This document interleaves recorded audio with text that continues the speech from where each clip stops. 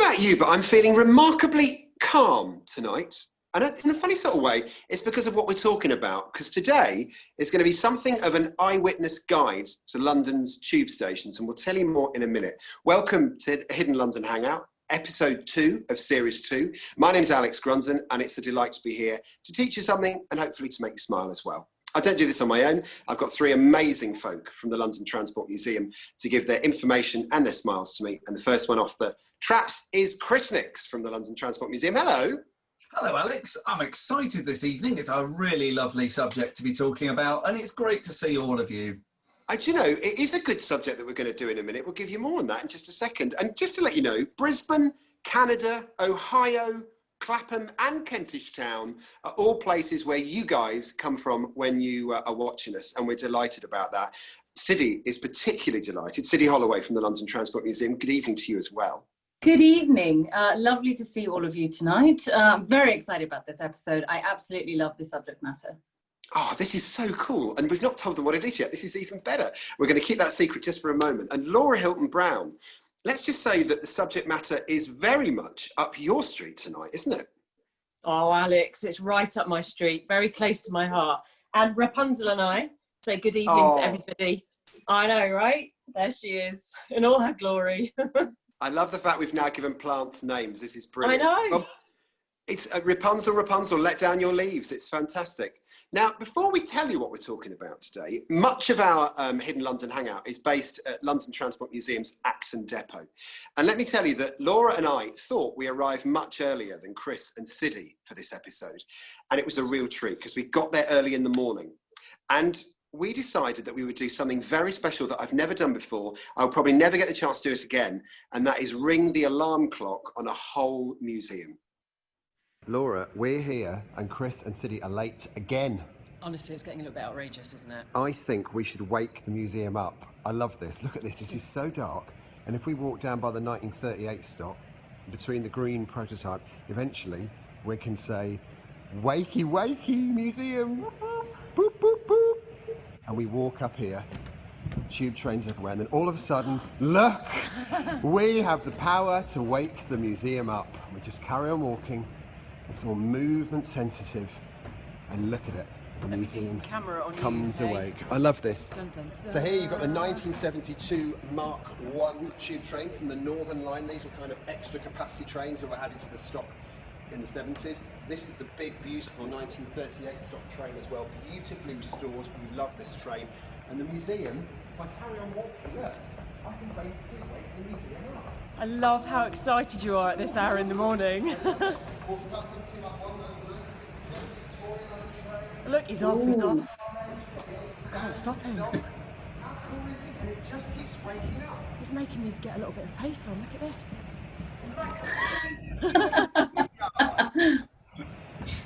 We've got to get at least to the end, right? And then feel like we've done our intro piece.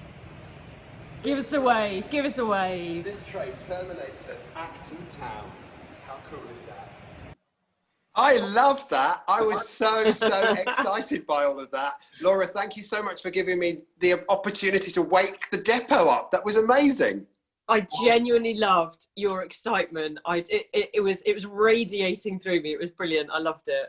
I've got to say so though, good. we weren't actually late. We You were weren't. there, I but take we were that back, waiting you in weren't. another place. I'll tell you what's outrageous. While you were off doing your night at the museum, we were sitting there in the lecture theatre thinking, that's a long time in the loop. It was fantastic. I had such a good time. Anyway, on to business for today. There is a reason why we're quite chilled out today because, as I say, this is going to be an eyewitness guide to the tiles of the tube. This is all about the stuff that makes our tube stations look like tube stations. And it was an idea that Laura came up with. Laura, what is it about these tiles that really gets you going? Do you know what it is? There are so many things about London Underground and the history of London and transport that I just find so curious and so charming, so utterly charming. And with tiles, I mean, there's so many things to go at. So you've got the depth of the colour and the shade, you've got the geometric patterns, you've got the fact that the initial wayfinding purpose then changes into more contemporary design and decor. And I genuinely love each and every one of those things. And I think that there's somebody out there that will like at least one of those things. So there's a connection. And I also think that a lot of the tiling on the underground has probably caused or been, that has been the inspiration for a lot of house and space design out there, myself included. And me. Right. My bathroom and my kitchen have both got white brick tiles. And with grey grout, because I saw them in a tube station and thought, I want a bit of this. Yeah, and so I just think there's so many people out there that have that connection with something about the tiles, and therefore it can be quite personal to them as well. And I just genuinely love that. And we know that, Siddy, you love tiles, because honestly, how many photographs have you been in with tiles in your background? I'm always, you know, funnily enough, we always need somebody who's like almost like a model for one of our promotional shots, and it tends always to be me, because I have to take the photographer there to do the actual shot. So there are all these shots of me sort of pointing at stuff or looking pensive whilst looking up a lift shaft, and we do have one from Euston, I think probably 4 years ago or something, which we'll show a little bit later on, which indicates some of the past of Euston Station. Your omnipotence, your everywhereness with tiles. And Chris, next, obviously you love tiles as well, because you're just fabulous and you just love anything tubey, don't you? This is true. It's about the only thing tube related that I haven't got lurking in the background. I can't compete with Siddy's handwork in photos, though. She's a natural. She's very good. She always sets it up. She always sets it up. Now, as I say, it doesn't matter which tube station you go into, you'll be standing on the platform, or often you'll be doing that thing where a train comes into a station and you do this thing with your right hand, and you do this. That's what it is. When you're trying to focus on one thing as a train goes in, your eyes do that weird thing, and it's because they've caught sight of a pattern in the tile work, probably, and we love them. And what we're going to try and do is talk you through the different types of tiles that you see on the tube, when they were brought in, what they meant, and then we'll take you right up to the present day in the style guide that the London Underground has got now. So stick with us, because we've got loads to show you. First of all, Chris, nice straightforward start. Why do they put tiles on the walls in tube stations? Well, Alex, it's a great question, and it's a really practical one. I'm going to start you with a photo, actually. You see that?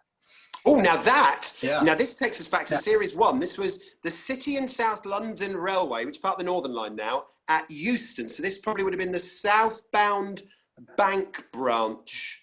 Good noise, right? It's both north and south, because it's what we know today as platform 6 there. You're right, we talked about that in the Euston episode. And really, I mean, this starts the tile story where your 2 bathrooms take it on today with white tiles. They're there for a really practical reason. One, they bounce the light around, and the early lights are very feeble, so it makes the stations appear brighter than they are.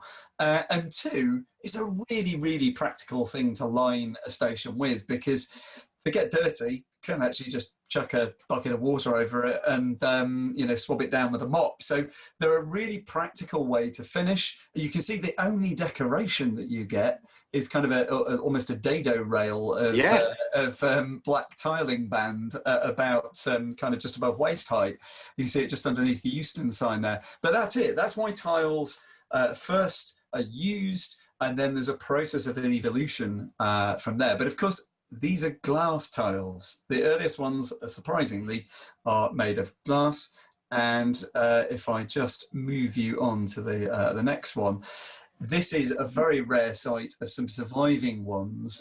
Euston, sadly, the maker's tile there, which says Neolite glass tiles, is no longer there. It came off the wall, and that is now in our collection, fully restored and polished back to its white colour.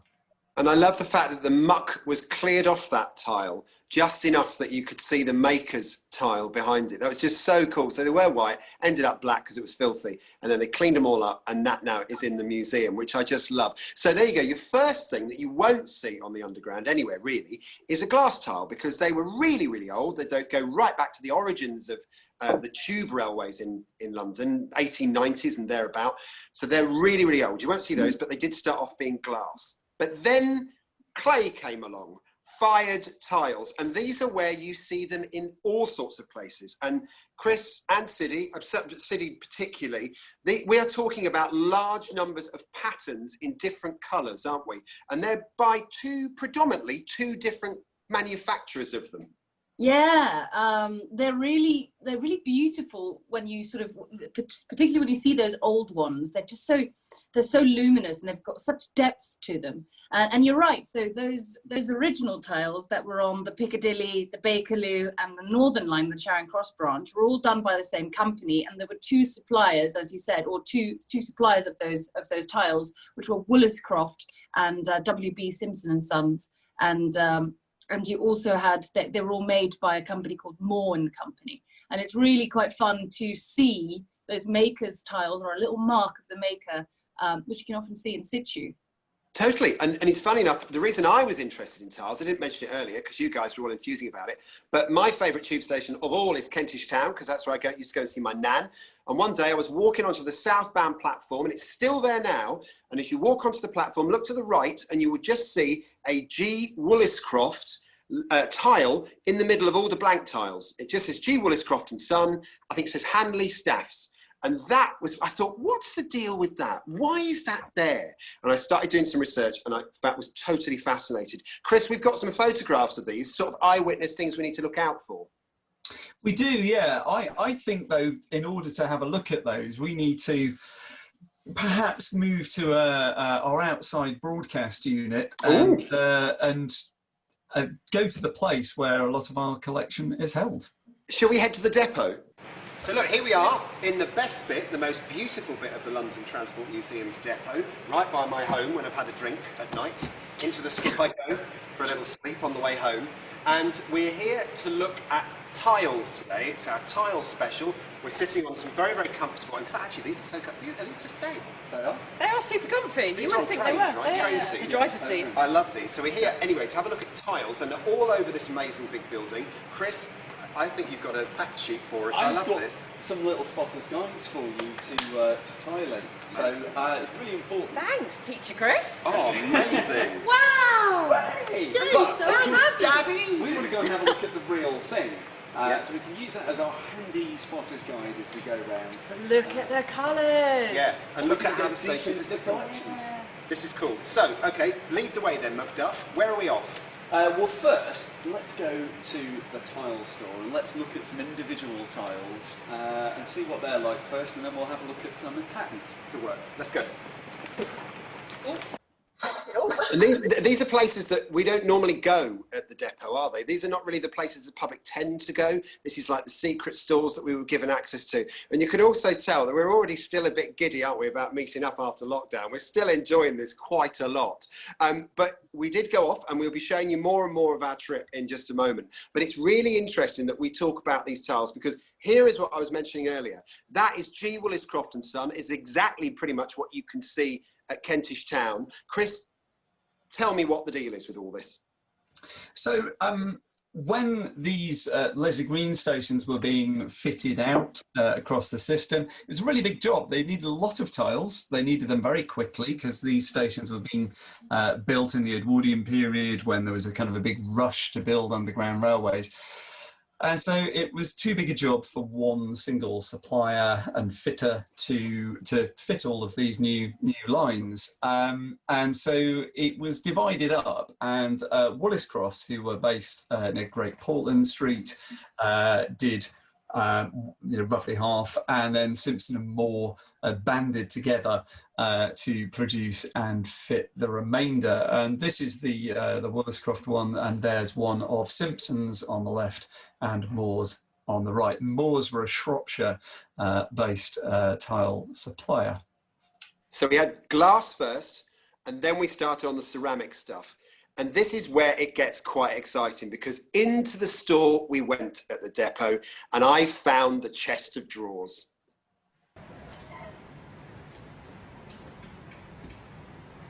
Okay, well, welcome to the lights on. welcome to the store, where we have an enormous range of tiles from the underground. And if we just pop out that one, That's nice. So this is acanthus, Yep. and that is pomegranate. Exactly. Right. And you would find those in the ticket halls typically of Of Leslie Green stations. Now I know you're secure. Can we just have a look we at it? can, How but do you it's do kind of this? like the nuclear button. You have exciting. to do 2 keys at the same time. 3, 2, 1, go. Hooray! There we go. And Just up it goes. carefully Wow, lift that off out, comes the glass. and you can see a bit more clearly. Now, Chris, you normally do this stuff with gloves. Can I just smell it instead? You can smell it. Yeah, no licking them. Bisto. But look at how beautiful, it's just the vitreous and like the way they've... Well, they've got a relief, haven't they? They're 3D. It's an enormous relief, yeah. And if you get in close, though, just show a little bit of the detail, perhaps, with the camera. Cue Laura. Come in, Laura. Come in, Laura. Lovely work. Lovely work. Look at the pomegranate on that. That's beautiful, isn't it? Pomegranates, you don't tend to see as many of those as you do the acanthus leaf. No, they're rarer. And do we know where these came from? That says, is that Broad Street? Broad Street, so that's what used to be part of Liverpool Street Station. And this one here, the pomegranate, where might that have come from then, do you think? Is there a way of knowing where? Do you know, I'm not sure. I think we'd have to look that one up on the INS. Yeah. We'll get the number. And There's a screw hole in that one. Beautiful. there we go. I love that. So already we've got our noses in the trough. The glass has come off, we've got the noses in the trough, and we're starting to look at this stuff. Now, interestingly, we pondered on this. We have no idea where that pomegranate's come from, do we, Chris? No. We did check on the IMS after our museum's information system afterwards, and it's recorded as an unknown location that it came from, and all of those tiles in that area were salvaged from different places in the city. I think you checked it out, so you know where they were from. Yeah, so it was really weird. I checked it out, and all of those acanthus leaf ones are actually all from the same place, except for 2. They're from Covent Garden. When Covent Garden went through a complete refurb a few years back, there were actually 2 of the acanthus leaf ones that came from the old Charing Cross ticket hall, which used to be on the Strand before it was all merged together. So those are where that's where the 2 are from. But it's quite interesting. Love that. Brilliant. And Laura, I reckon there's just enough in that drawer to do you a bath sink splashback. Is that all right for you? So you know me too well. So when we were refurbing or doing our bathroom in our conversion, I sent my other half off to find the teal tile from Aldwych, which obviously he had no idea what I was talking about. And by the end of it, he pretty much got it. We got a tile that was very, very close. So I was a happy lady. I love it. And just because we have a supermodel in our midst, Siddy, who is our tile supermodel, we have a picture, we've got a picture of her standing beside some grubby old tiles at Euston Station. This is actually part of the old station building on Melton Street at Euston, which is actually going to be demolished because of HS2. But we took these photos back in 2016. What's interesting is that this is very typical kind of Leslie Green architecture, as we saw, you know, that acanthus leaf detailing. But what was sort of interesting is that building's been out of action since 1914. So at some point, somebody just painted over those beautiful green tiles, which I honestly can't understand why you want to do that. But you can sort of see the green peeking through that white paint, having been chipped off by someone. So I love it. Yeah. And we can also see the building that it actually comes from. There's a little shot of the building itself in Melton Street, which is soon to be demolished, sadly. Yeah, there it is. And there it was. I remember used to park there regularly when I used to pick people up from Euston. Not that I used to do that regularly. It makes me sound like I had a strange sort of sideline there. I don't quite know where I was going there, but I'm glad I stopped myself in when you were a taxi driver. Yeah, exactly. Just to supplement the main cup. Can we return to the tiles, I think? And so the tiles on the outside of the building were provided by the Leeds Fireclay Company, coincidentally based next to Aldwych Station on the Strand. I love that. So we decided that we go back to the depot and back into the drawers and find ourselves in the midst of where it was really the origins of tube travel in London. And this was down on the City and South London Railway. We hinted on it in episode 1 of this series at King William Street. And we opened another set of drawers. So Alex, which one do you fancy next? I know the one I would like to go to, and I want to go back to King William Street last week. So City South London Railway. There they are. We've seen those, haven't we? Those were the ones on the little wall frieze, weren't they? They're so pretty.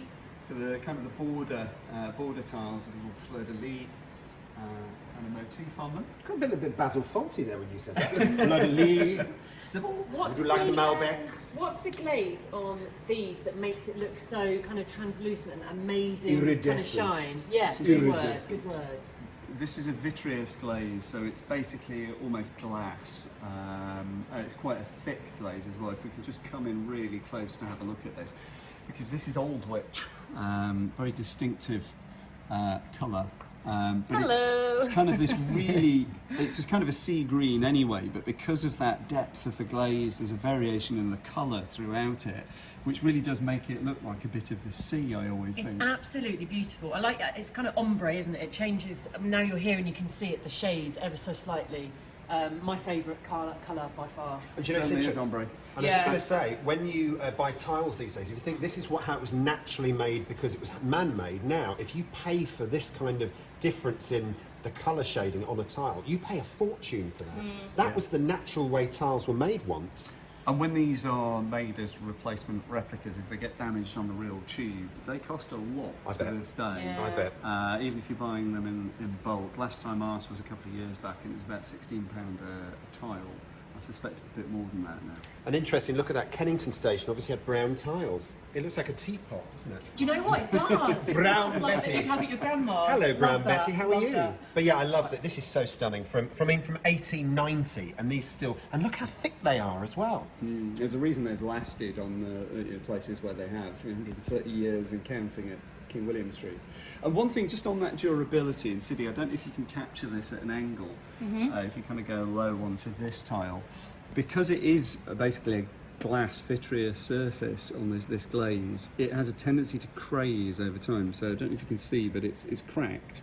And if you look at station tiles out on the system, you look really closely, you'll see that a lot of them have that crazing. It's very difficult to see because it's just reflecting the entire, like it's reflecting. We'll see if we can do a still of it. Yeah. I tend to craze over time as well. We all do. What else Go a have we little got crazy then? What over else have we time. got in this wonderful A set of little, drawers? Shall I push him shut? Yes, please do. It's like a little emporium of Isn't it just? tiles. Isn't it just? It's like going into B&Q, isn't it? So you've got different types of tiles that are used on the system.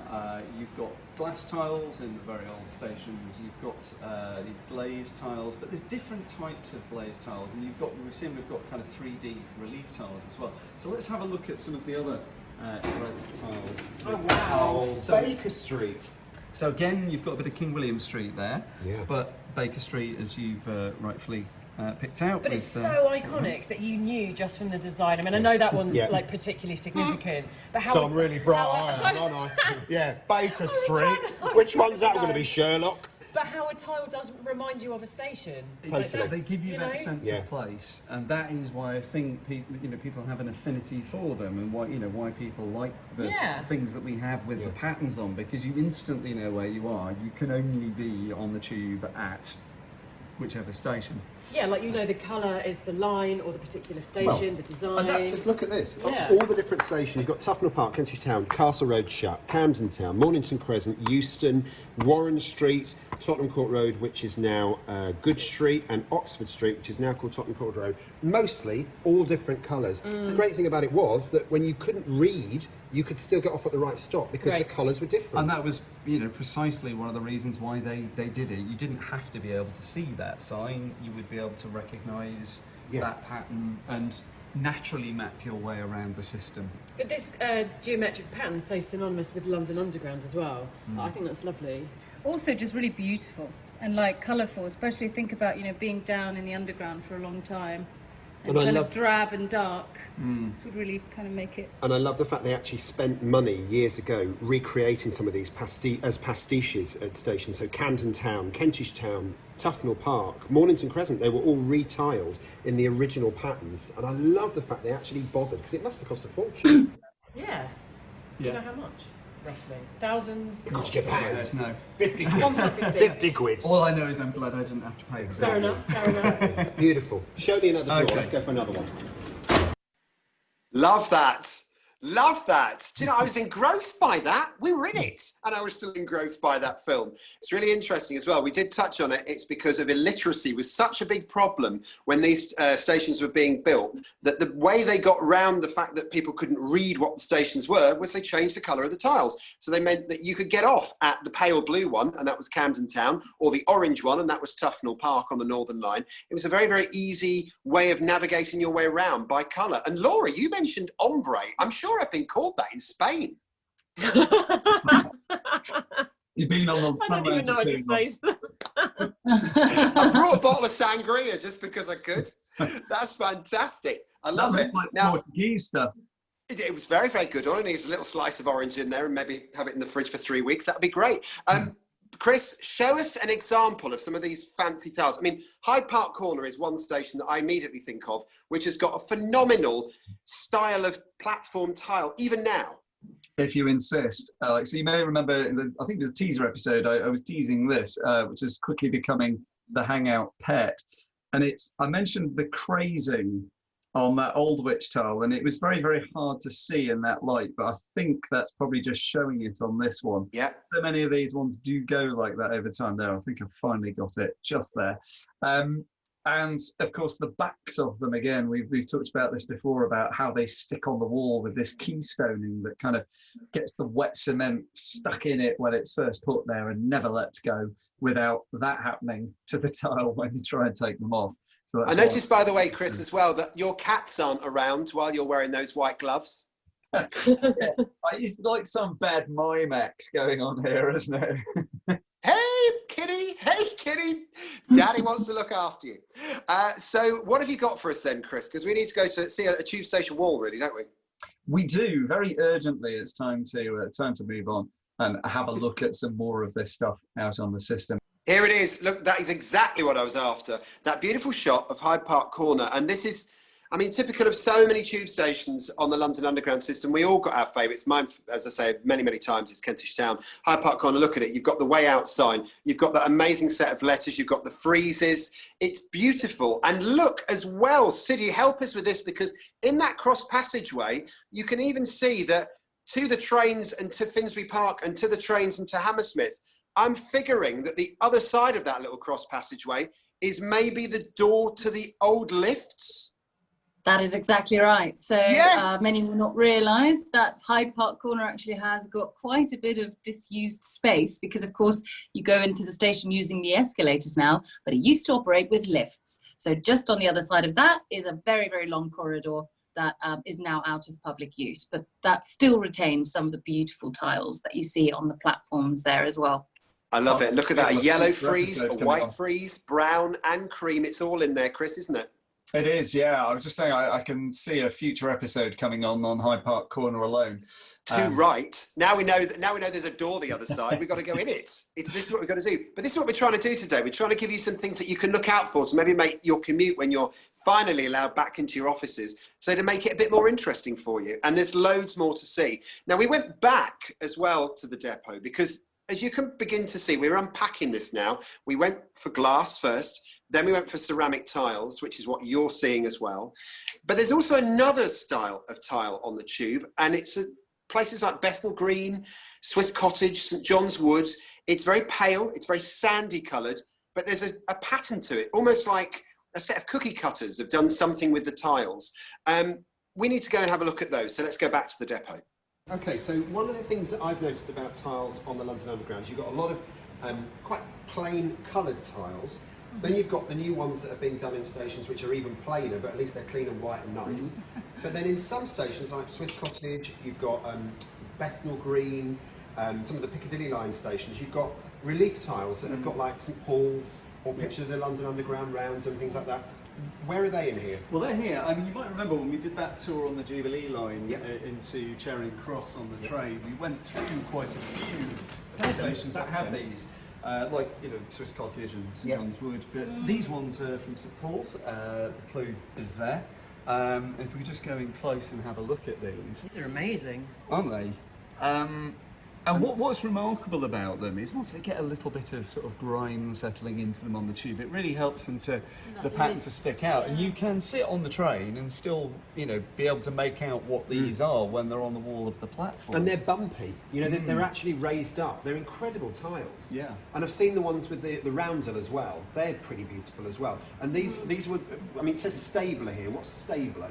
So Harold Stabler is the man who was responsible for the architecture of those stations, and so it is those later stations which have these fitted. So much so it's unusual for them to come off the stations because you know they're not that old on the stations themselves. But they are beautiful, and I love the cream. It's a stunning colour cream, and as you say, when they get just slightly grubby, it almost makes them look better. I almost prefer them when they're dirty because that you know the pattern's not as defined. But St Paul's in particular works really nicely, and we've got there's your roundel. Well, this one's my favourite. Oh, It's got of 55 course, Series Broadway 1. there. Series 1. Just so stunning, and particularly now that we don't have it anymore, just to have that as a little memory is And really is that the three knives? Is that Essex? The county of Essex? Yes, I don't know. I think it is. I think it's the symbol for the county, which would be why the central line has them, because you're going out towards Essex. That's my favourite though, I love it. Bit of a traditionalist. And they're the Griffin. Yeah. So cool. Oh, this is amazing. Okay. Amazing. So we've done the individual tiles. Yeah. Now let's go and have a look at some of the few that we have in the collection where they're made up into a locker. Nice. Okay. Let's do this. Let's go! I love that as well. And I should say, by the way, that Chris and I, we went for a drink after we recorded that, and we had a little bit of a Google. And although I said it was Essex, and Chris agreed, it wasn't actually Essex, was it, Chris? It's that thing of course, the central line serves both ends of its line, doesn't it? And Middlesex is at the other end. It was, yeah. So I just popped back to the depot to shoot this for clarification. We pointed at this tile in the film and described it as being the flag of Essex. Here we have one a little bit closer up, and you can see it is indeed the county flag of Essex with its three cutlasses. In the bottom right corner, you can just see the monogram S of Harold Stabler. Now the central line runs from Essex in the east through to the west into the county of Middlesex, which has a very similar county flag with its three cutlasses but with a crown at the top. So here we can see the two together, and now back to the studio.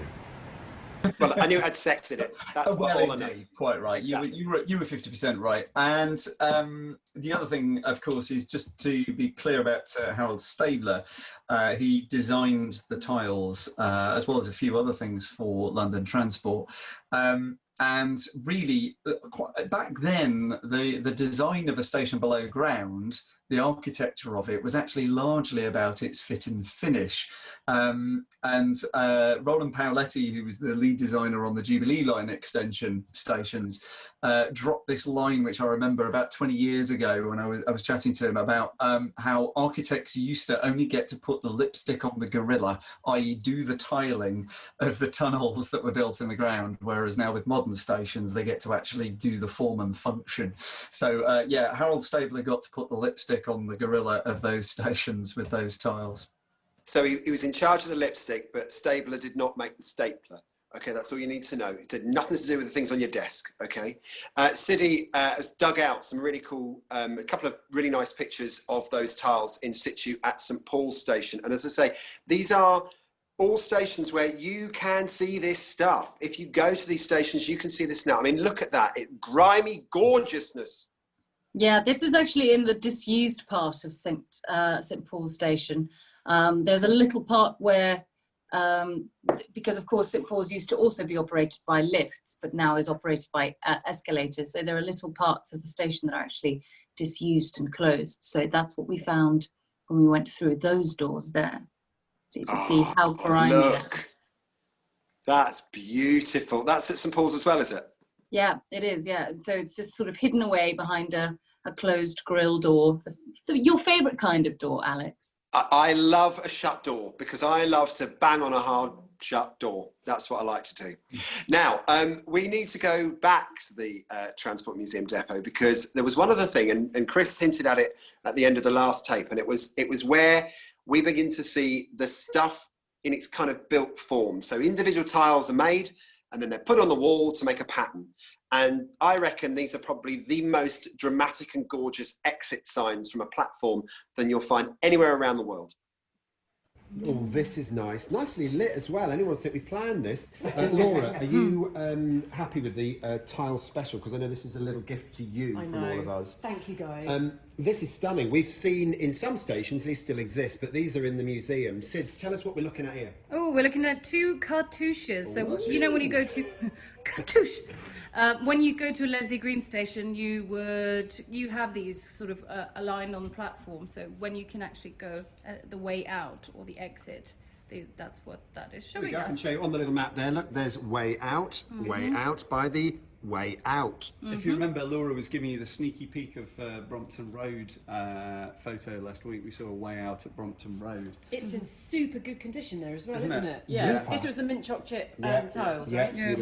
So this one, we believe, is Dover Street, Green Park. That's that lovely sort of blue, baby blue of Dover Street. And this one is Tottenham Court Road.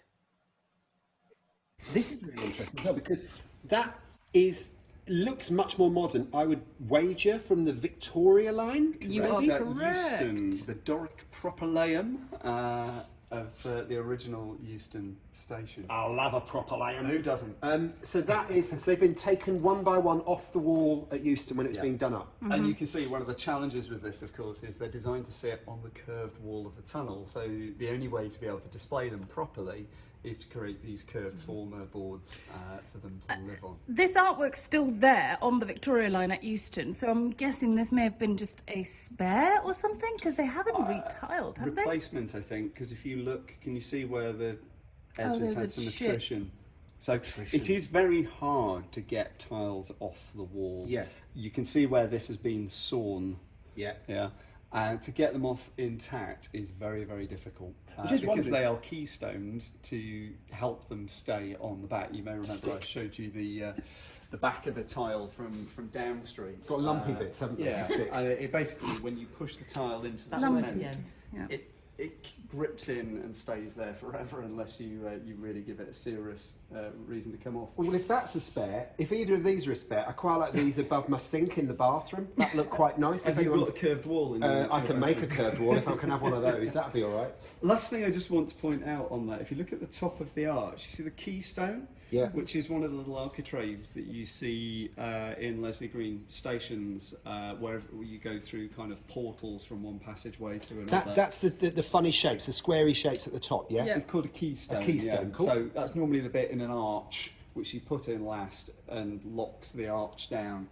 But it's really nice because it kind of, I mean, this is all designed in 1903, 04, but that kind of almost looks Art Deco-ish. Yeah. And so it's very much kind of ahead of its time. And a little bit of William Green was way ahead of his time. wonderful. And what you must never do is say font in any of these guys' company, because it's not a font, it's a typeface.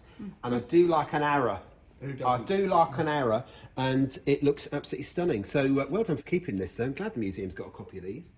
I think Sign Store might be another future episode as well. Definitely, definitely. I think something you said a minute ago, Alex, about the colouring that you'd like in your bathroom. I haven't seen your bathroom, but I reckon it would go really nicely. gorgeous. Is how, and Chris and Siddy and I were literally talking about this the other night, right? That people do try and like find replica colour tiles for their house. I think it's so that the colours are so iconic. Like I have the teal in my bathroom, and I know people really search for the colours for their house because they're so lovely. And everyone loves a bit of this. You know, if you live in London, everyone wants something from London Underground or London Transport as a little memento. Even if they move out of London, they always want to take something with them, either a roundel or a cushion or something like that. There's always something. London is such a part of our lives, and it's so nice to be able to see the tiles here at the museum. I would personally love to have something like that sort of green, that olive green somewhere in my house. If I could, you know. It's a Well, I lovely mean, colour. Fired Earth did do a range with They did. of replica ones, so you could have that wish. There you go. Okay, well, I think we should go back to the studio. Right, back to the studio. You know, I am watching this. I'm leaning so far in. My back is killing me watching these films. Absolutely killing me. And what I love is the fact you've all decided how you're going to decorate my bathroom. This is another thing. You've all decided to become interior designers. But isn't it really cool that already, I mean, this is a proper geek out. We do try to make geeky cheeky on the Hidden London Hangouts, but my goodness, even I'm feeling my head is full of geek at the moment. But we started off with glass, then we went through to ceramic tiles, and there's loads of beautiful patterns that you can see, starting from the early 1900s and working their way through. Some of the Northern Line stations were re-tiled in those pastiche tiled styles in the 1990s. But then we sort of edge forward into the 1970s and the patterns that came across there. And Chris, there were a few design casualties, weren't there, in the 70s? There were, Alex. Yeah, I'll just finish off though on the very end of the 60s before we get to the 70s. We saw there that Doric propylaeum from the Victoria line at Euston. And that was actually a prototype. That's why that one is there at the depot. But there it is. There is one of them on the platform when they were first fitted. So there we go. That's that one. And also we talked a bit about the backs on the tiles as well. Just to give you some idea of the range of different keystone designs, you can see there are a whole load of tiles that have disappeared over time, but have left behind the witness mark of their different keystones. Some wavy lines, some straight, some rectilinear, all sorts of interesting ones. It's like art in itself, isn't it? Actually, it's remarkable. I'm a big fan of that one myself. It's not as pretty as the original tiles, but it's very close. And then, yeah, as you say, we move on into the 70s, and yes, if you liked big chunky tiles with huge margins of grout, then your luck was in. That's the kind of thing that you can see at Charing Cross Station.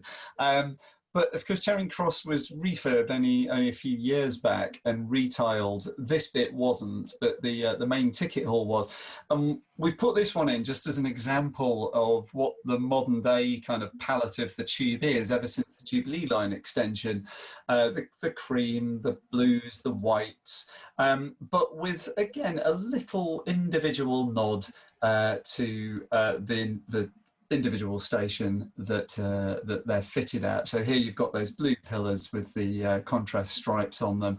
Elsewhere at that station you have bronze, glass, mosaic tiles. So there is still that tradition of a little bit of individuality at each station allowed in modern day refurbishments. And it is fair to say, isn't it, that there is a very, very comprehensive style guide that London Underground uses now when it is refurbishing its stations, to the point where it chooses and specifies its white tiles, its black tiles, its blue tiles, its floor tiles, its graphite, black, slaty edge tiles. All of those things are in the style guide, but then there is this little tweaking that goes on, isn't there? Yeah, that's right. And some of those style guide things are there to help people who are visually impaired see when there's an obstruction, like a pillar, or edges to steps. But then within that, there can be just that bit of freedom to not make every station the same and just have a very vanilla looking system. So there's a lot of thought goes into how you can have that individuality and the practicality too.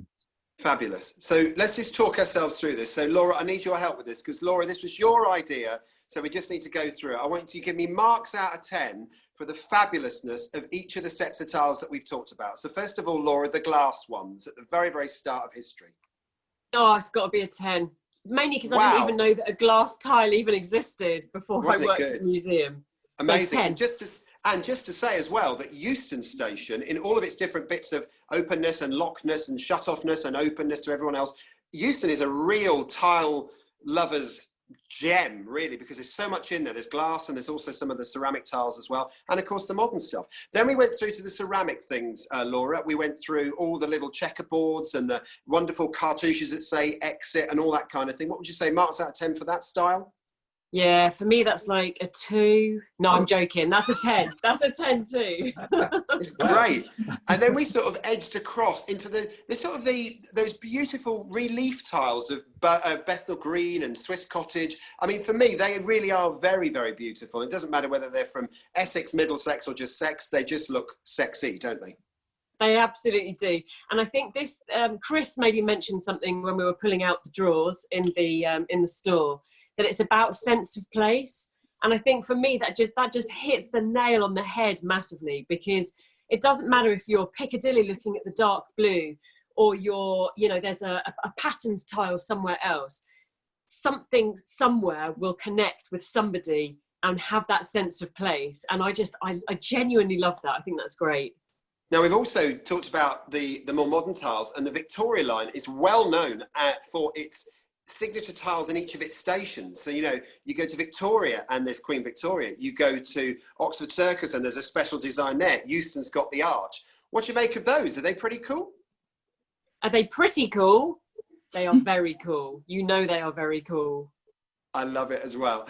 And then if you look at what we do now, because then we sort of head into modern day with the beautiful white tiles and the very thin grey grout lines and the grey floors and the black edges. I mean, there is something to be said about that, isn't there? That there is a real, and can identify a tube station now that's been refurbished, but also you can tell it's very clearly London Underground. Absolutely. And I think I just love that there are so many spaces and places outside of London Underground that have adopted and used inspiration from that to make their own place, and that you could go for a drink or go for a meal or go to somebody's house and it reminds you of that. I mean, for me, that's phenomenal, right? Totally. I think we've got 10s all the way. I think it's like Strictly Come We Tiling, did. I was useless. I just went 10, 10, 10. No, that's good. Bruno Tonioli would love you, wouldn't he? And this is all. The reason I asked you that is because the question that we got from our lovely viewer Helen, she said, effectively, I'm really glad to talk about tiles today. Stations on each tube line often look similar, but each line can look very different. Yet you can always spot the design of a tube station a mile off. And how is that? And really, it's because there's always really been a style guide, hasn't there, Siddy? It's always been somewhere a designer's dream to make that station look amazing.